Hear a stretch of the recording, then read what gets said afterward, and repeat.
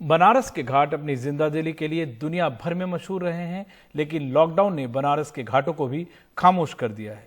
Lockdown के 2 महीने लंबे वक्त ने यहां अपनी जीविका चला रहे हजारों लोगों के लिए भूखमरी की हालत कर दी है और लोग जल्दी ही इसका कोई हल चाहते हैं।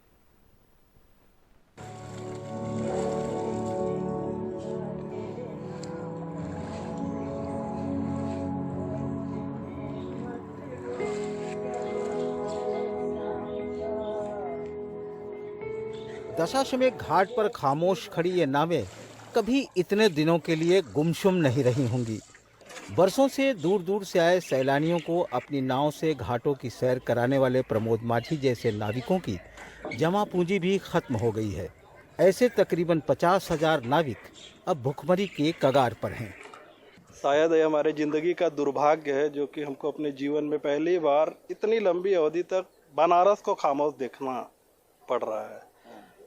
हमारे सामाजिक सिस्टम में देखा जाए तो हमारे पास दूसरा कोई कारोबार भी नहीं है। हमारे जो गरीब चालक लोग हैं जो नाव चलाते हैं, अनेकों लोगों ने आके हमारे पास गुहार लगाई कि भैया मेरा सब कुछ ख़त्म हो गया, अब मैं अपने गहनों को भी गिरवी रख के जो खाना था खा लिया।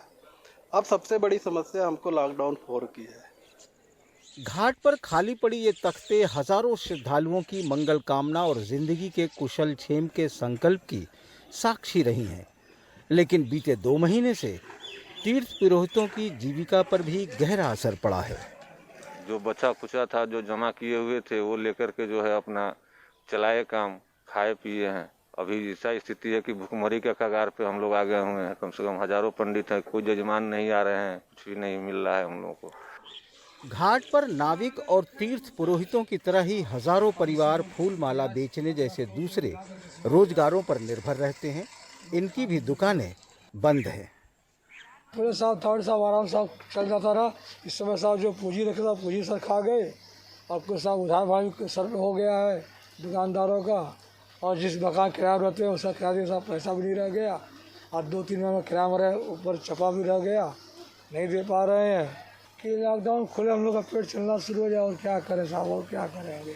बनारस में जितने भी घाट हैं, घाट पर नाव वाले से लेकर के घाट पे बैठने वाले से लेकर के नाव जो हैं बाल बनाने वाले, माला फूल बेचने वाले, यहाँ पे कम से कम 50,000 परिवार का जीविका चलता था, जो आज लॉकडाउन के कारण उन सभी की जीविकाओं पर बहुत असर पड़ा है और वो लोग भूखे मरने के कगार पे आ गए हैं। तकरीबन आधा बनारस इन्हीं घाटों के किनारे बसा है और ये घाट ही बनारस की अर्थव्यवस्था की मजबूत कड़ी है। ऐसे में लॉकडाउन 4 से इस अर्थव्यवस्था को कड़ी चोट पहुंच रही है, जिससे लाखों परिवार बुरी तरह प्रभावित हो रहे हैं। नाविक, नाई, मसाज करने वाले, तीर्थ पुरोहित, फूल माला बेचने वाले, पूजा सामग्री बेचने वाले जैसे हजारों परिवारों की रोजी रोटी बनारस के इन खामोश घाटों में खत्म हो गई है।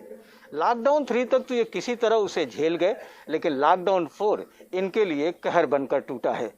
अगर जल्द ही इनके लिए कोई वैकल्पिक रोजगार की व्यवस्था या सरकारी मदद नहीं पहुंचती है तो इनके ये पूरे परिवार बिखर जाएंगे। ऐसे में उम्मीद की जानी चाहिए कि इनके पास तक सरकार की मदद जरूर पहुंचेगी। वाराणसी के दशाश्वमेध घाट से अनुज के साथ अजय सिंह, NDTV इंडिया।